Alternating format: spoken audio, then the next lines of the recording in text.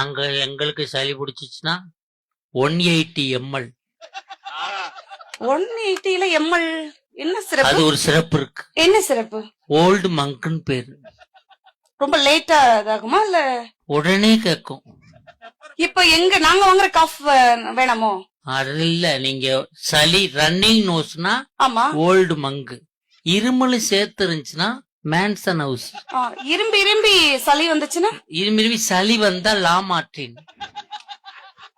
என்ன வேற சார்? என்ன பிரச்சனைன்னு சொல்லுங்க, நான் மெடிசன் படிச்சிருக்கேன். டிசென்ட்ரினா சார்?